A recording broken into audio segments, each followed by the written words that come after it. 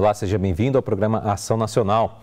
Olha, sancionada em 2018, a lei conhecida como Lei Lucas determina que instituições públicas e privadas da educação básica capacitem professores e funcionários para prestar primeiros socorros. E para explicar sobre isso aqui, eu recebo a Heloísa Proença, ela que é especialista em educação do IBFE e também Escola de Educação da Unitá Faculdade, e também Sandro Reis, coordenador da Vida, Formação em Saúde. Obrigado pela presença de vocês dois aqui hoje no Programação Nacional. Obrigado, Heloísa. Eu que agradeço, é sempre uma alegria ter a oportunidade de falar sobre educação, que é o meu tema preferido. Também é o Sandro, professor Sandro, né? Posso dizer. Isso. Eu que agradeço também o convite e é um prazer falar sobre isso que para toda a população é algo fundamental para a vida humana. Então vamos falar um pouquinho, por que Lei Lucas? O que significa isso? Vamos explicar para os nossos telespectadores do que nós estamos dizendo aqui. A Lei Lucas é uma lei que foi promulgada primeiro em Campinas e depois nacionalmente. O ano passado ela se tornou uma lei nacional e o objetivo da lei é garantir que os profissionais da área da educação tenham formação básica em primeiros socorros para evitar acidentes nas escolas ou saber como atuar no caso de um acidente com criança, principalmente de 0 a 14 anos.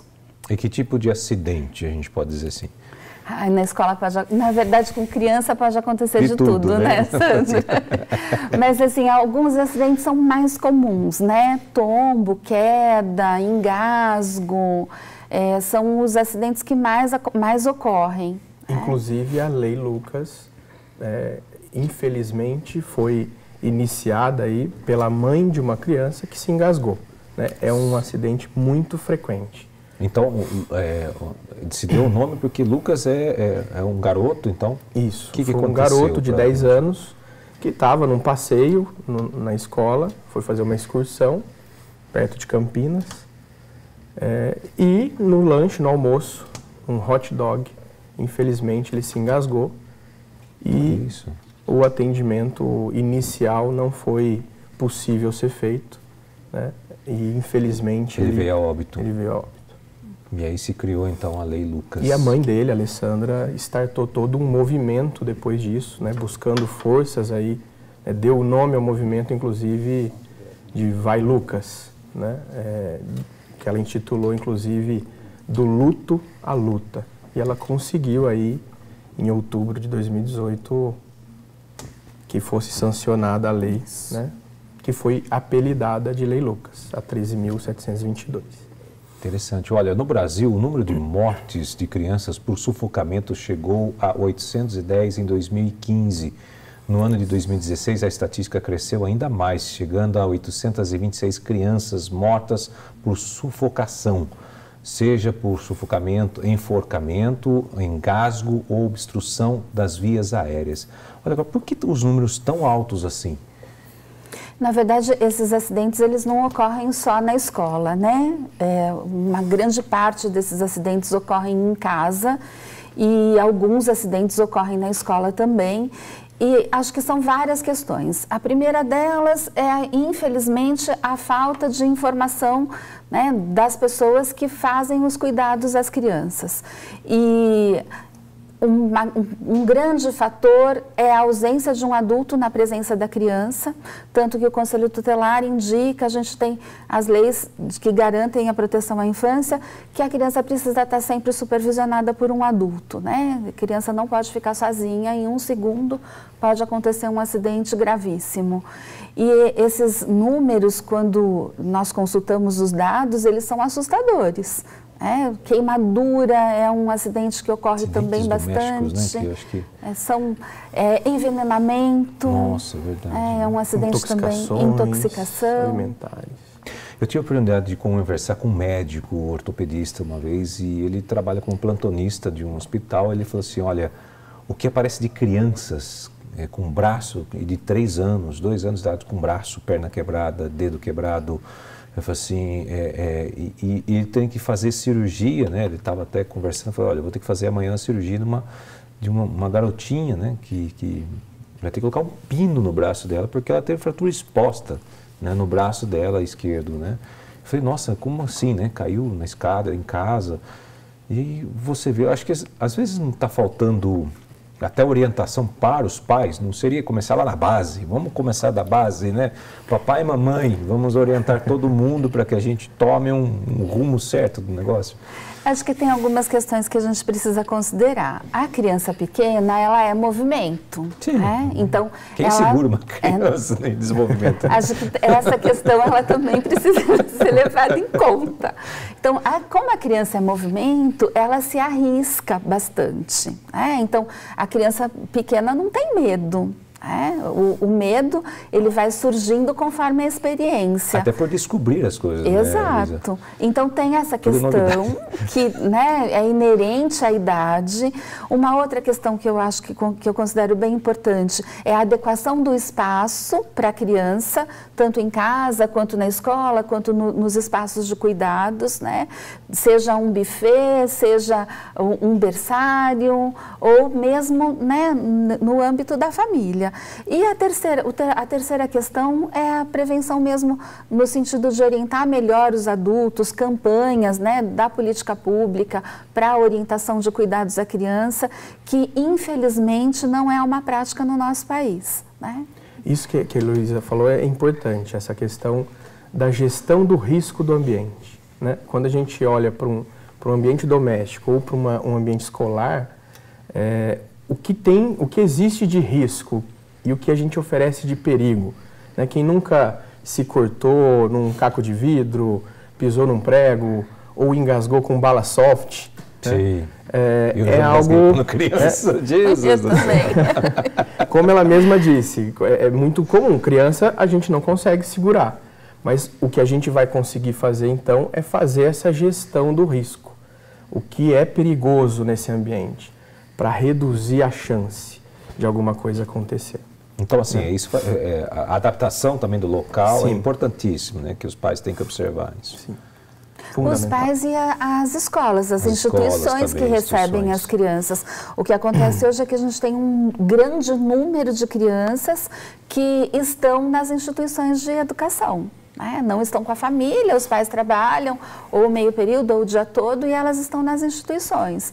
E aí eu acho que a grande contribuição da Lei Lucas é essa, porque ela traz um marco, né, no sentido de tornar obrigatório a adequação, né, dos profissionais para atender corretamente as crianças. E a escola que atende a criança pequena precisa compreender que é responsabilidade dela educar, mas garantir a segurança da criança também, né, no processo educativo. E esse é o diferencial da Lei Lucas, né, que é uma lei que promove a reciclagem, é uma obrigatoriedade anual, a capacitação dos professores e dos funcionários, de escolas, creches, até de buffets infantis, né, então... Para o telespectador que está nos ouvindo, é se perguntar mesmo, eu estou deixando a minha criança e os meus convidados, por exemplo, numa festa infantil. Será que esse buffet está adequado, está capacitado? Essas pessoas, esses tios, né, que eles chamam, né, os monitores, enfim, estão capacitados para atender um engasgo com uma bala, um bolo, enfim. Verdade. A lei, ela promove a reciclagem e torna pública, né? A escola tem que deixar exposto que os funcionários ali, que trabalham ali, os professores que trabalham ali, estão capacitados para atendimento de primeiros socorros. Então tá, vamos aprofundar um pouco essa questão da lei. Então a lei prevê punições para as instituições que descumprirem as regras estabelecidas pela lei. E quais são essas punições? A gente pode aqui linkar algumas, assim? Multa, fechamento da escola. Perda do alvará, se houver incidência. Tá. Acho que tem algumas questões que são importantes a gente pensar em relação à escola, né? Nós falamos duas coisas aqui, por exemplo, nós falamos salão de festas, que isso é interessante, para a gente poder levantar aqui. Então, por exemplo, eu tenho que fazer treinamento para as pessoas que trabalham com crianças que atuam num salão de festas, de crianças.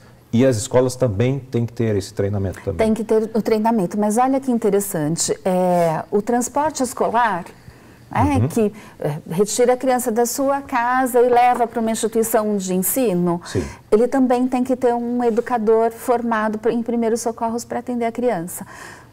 O transporte escolar não pode ter apenas um motorista, ele tem que ter um motorista e um monitor.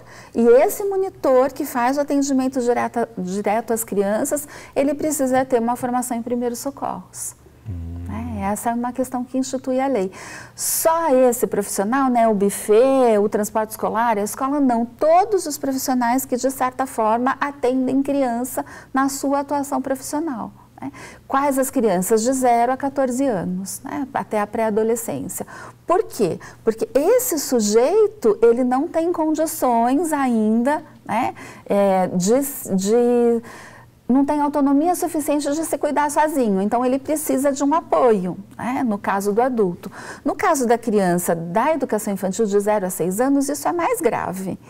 Porque essa criança ainda está em processo total de formação e ela depende totalmente do adulto para garantir várias coisas, desde a alimentação até cuidados de higiene básicos e assim por diante. Então é fundamental que esse profissional esteja preparado. Né? E às vezes a gente diz, mas é uma lei só para a escola. Não, é uma lei para a população.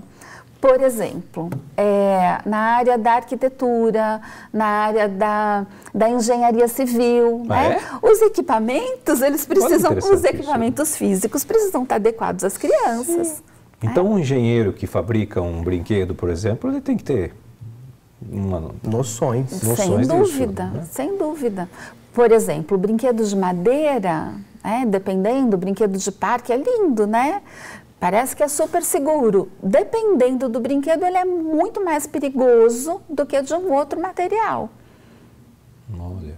Então, ferro para brinquedos de parque não é tão adequado. Então, na escola, o que a gente tem feito no trabalho de assessoria e orientação à escola? Orientar a adequação desses espaços para atender com qualidade essa criança. Para as famílias, a orientação é orientar melhor os pais para que eles saibam buscar escolas que sejam adequadas para que os seus filhos fiquem seguros. Né? E para a população em geral, para todo mundo que lida de alguma forma com a criança, é necessário ter princípios básicos de saúde. Né? Então... Tá, por exemplo, eu estou lá num parque de diversões, um parquinho, vamos supor, nesses locais, por exemplo, em shopping, né, que você costuma ir, que tem aqueles monte de brinquedo que sobe, que desce e que pula na cama elástica e vai para outro lado, enfim, né, as crianças ficam doidas quando vê aquilo, né. Ali também tem que ter a pessoa treinada para poder fazer esse tipo de atendimento. Todos têm que ter ou só uma pessoa? Não tem essa obrigação, tá? Depende da gestão desse espaço. Alguns espaços, eles são para uso do público em geral. Esses espaços não têm monitoria, né? Normalmente a família leva e usa aquele equipamento, né? E a responsabilidade é da família. Se o espaço é um espaço de recreação instituído para isso, né? Se a lucratividade desse espaço é voltada para essa questão, aí esse espaço tem que oferecer, tem que ter uma pessoa ali treinada para receber as crianças, com adequação, com formação. Porque hoje você tem assim, né? Principalmente agora, né? Estamos no período de férias, né? Escolares. E aí, assim, né, todo mundo vai lá e você tem que pagar, né? Você paga, né, para deixar seu filho lá. A Lei Lucas, me parece que ela incluiu aqueles espaços que estão fora dessas legislações que a Heloísa comentou. Né? Um shopping, por exemplo, que tenha alguma recreação ali, a legislação entra no shopping. O shopping tem que oferecer toda essa estrutura de atendimento. Diferente de um buffet infantil, por exemplo. Diferente de uma creche, de uma escola infantil.